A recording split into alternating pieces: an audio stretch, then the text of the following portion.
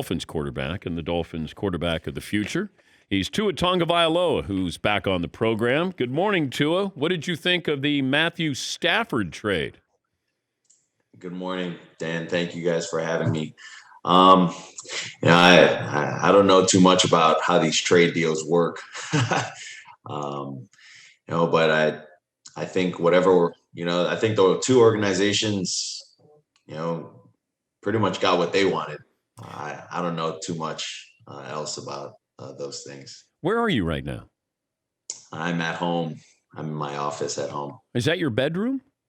No. This is my office.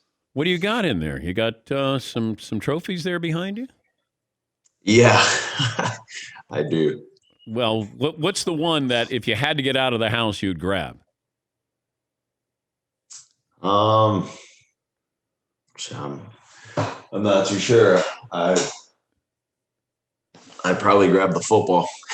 What's the football? Is that the national title game? No, that was my first touchdown throw in the NFL. Oh, cool. That's good. Now, is that where you get the touchdown, receiver gives it to you, and then you hand it to, like, the equipment guy? Correct. Oh, okay. Yes, right. Correct. Where are you going to watch the Super Bowl? I'll be at home watching the Super Bowl. Got any are you leaning AFC since you're an AFC guy? Man, I just hope to see a really good game. That's really all it is. Whoever wins wins. I think, there's two really good quarterbacks, but then you also got two really good defenses as well. So I just want to see a good game. You think you'll be playing quarterback at 43 in the NFL? I mean, God bless Tom. That's crazy. That's crazy. God willing that my career is that long. If not, I'd hope to at least have a decent career. I asked this to Justin Herbert last week. I said, I'm going to let you take away one defender on the Chiefs defense. Like, you're going to play them, and that guy doesn't get to play because you said that he doesn't get to play.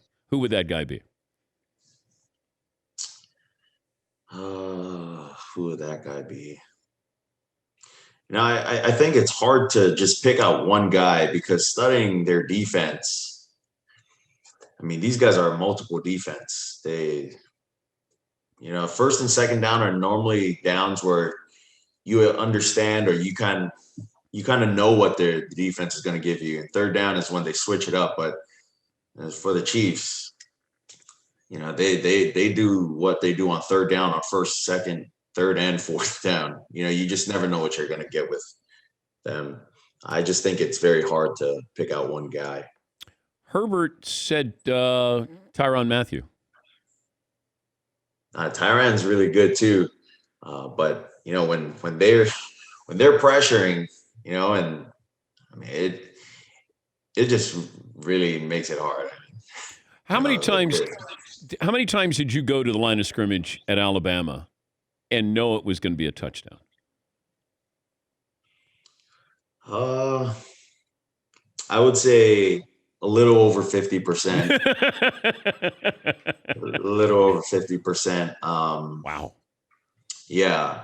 And then sometimes, with the short passes, I just thought it'd be, at least a decent catch and run. But a lot of the times, I'd get the ball in the hands of Jerry or Devontae or Jalen, and a little 2-yard catch would turn into a 72-yard touchdown. Be honest with me. If I was the quarterback at Alabama and I had those receivers, how many touchdowns do you think I could throw? Oh, man. You'd be able to throw however many touchdowns your heart desires, I think. So if I said I could throw 20 touchdowns behind that line, that running back, that coach, those receivers, I mean, that's not far-fetched for a guy who's in his 60s, right? No.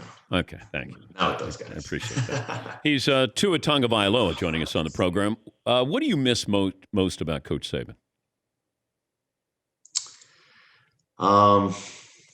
I mean, there's a lot of things to talk highly about Coach Saban, but I think the one thing people don't know is the kind of person he is off the field.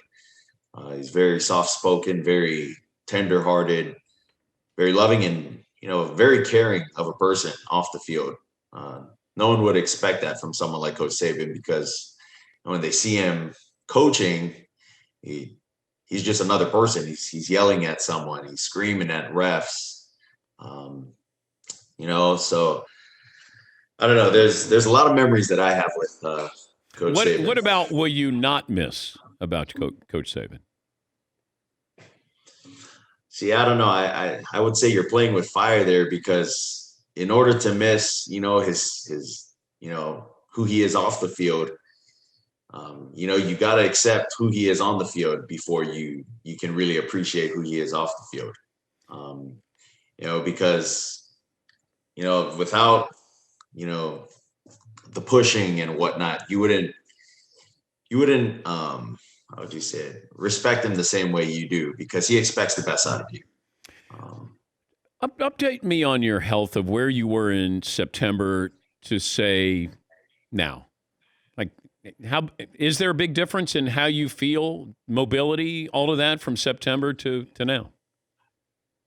I would say there is a big difference. And then the past off season, it's really been a rehab year last year. But this year, I would say my health has gotten a little better, but it's not something that you feel is good and you just stop working on mobility and whatnot. It's a continuing process for me. But we look back and we didn't even know if your career was going to continue when you looked at that injury, and that's why I didn't know if the bar was set higher, because maybe Justin Herbert's success, where we were expecting, or Joe Burrow, like, hey, Tua, you got to put up these numbers, but they didn't go through what you went through. Was the media fair to you in the expectations? I would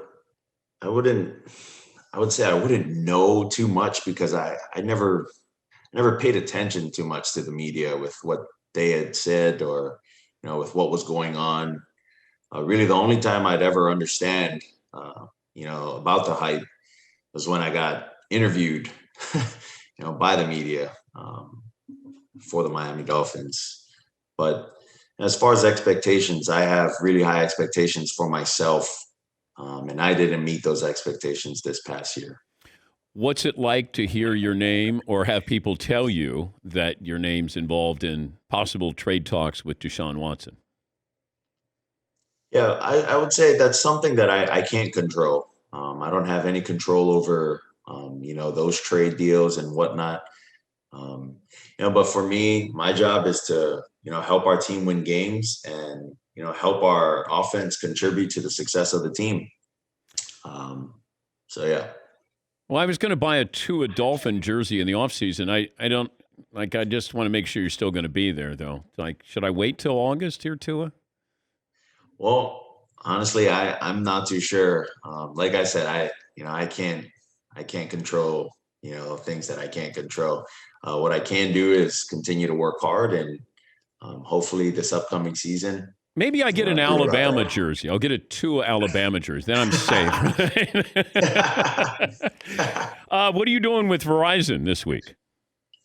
I'll be participating in the new Verizon 5G stadium in Fortnite with fans, as well as other NFL players and gamers, on February 2nd. And fans will be able to tune in via Twitch and on Twitter at Verizon. Were you allowed to play video games growing up? I was. That doesn't sound like you probably had to sneak to play video games. Well, school days, I wasn't able to. Weekends, depending, if I did good throughout the week with football practice and whatnot, and as well as football games, then I'd be rewarded by being able to play the game. Do you have a curfew back at home now with your parents? No, I never had a curfew with my parents. Only certain times of my life. When's the last time you were grounded by your parents? I wouldn't say I was ever grounded. I just got things taken away. Like, I couldn't do certain things. Well, did you get a timeout, or like your dad said, go to your room? No, I never got timeouts. Only time I've got timeout was when I was in kindergarten in first grade. Oh, I'm sure what you did was so bad. Yeah. Hey, good luck with Verizon, and it's always great to see you. Tell your parents I said hello, and good luck with this offseason. Will do. Thanks, Dan. Appreciate it. That's Tua Tagovailoa joining us on behalf of Verizon 5G, the Fortnite 5G Stadium in Fortnite tomorrow night. And fans will be able to tune in via Twitter and Twitch at Verizon 5G. 7 camera angles with the Verizon 5G Super Stadium in the NFL app.